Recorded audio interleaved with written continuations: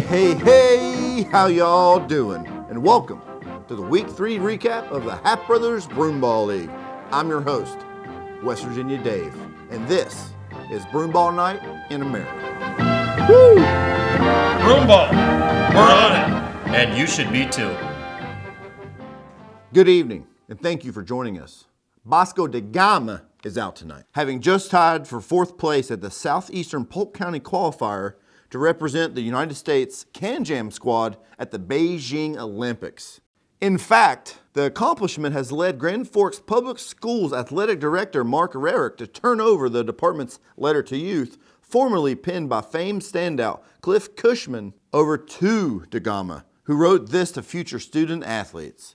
Slots, slots, slots, slots, and slots, I dare you.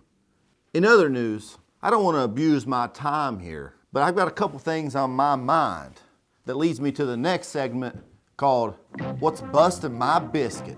First off, Rhombus Rebels, welcome to the Grand Forks Broomball League. We're glad to have you.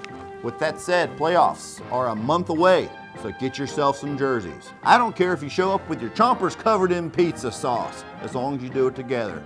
So do better. Which brings me to my next point, Hub 69. I love the tracksuit, but if your team can't collectively run a mile, is that right?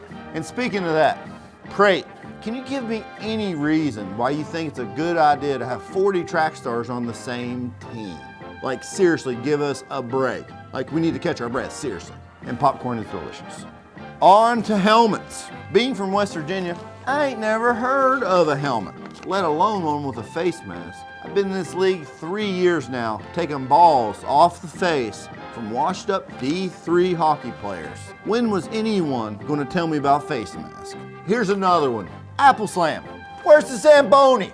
The Happ Brothers Underground has been riddled with broken bones this year, which makes sense because broomball is the 3rd leading cause in the lower 38 for broken bonage. Which gets me to my next question. Does a pinky toe even count? And that's what's busting my biscuit this week. If you have something busting your biscuit, let us know and leave a comment below. But there is something that's buttering my biscuit, and that's Happ Brothers Classic. Always a classic. Anyways, week 2 and 3 have seen some humdingers and not so hummy of dingers. Here's a look at the scores. Red Pine picked up its 2nd win of the season, defeating Happ Brothers Underground 7-2 behind 4 goals from Rookie of the Year candidate Philly Oswald. Gandelson gets manhandled by the hands of the Hub 69s in a 24-0 thumping. Back where I come from, we call that a turkey shoot.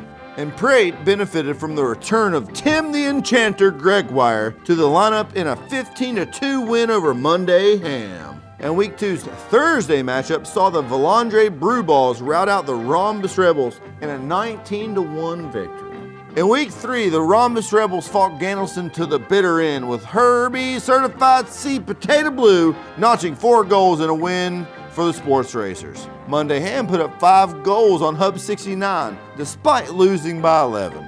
And Prate pulled off the W against Happ Brothers Underground 6-4 in a thrilling clash of league titans.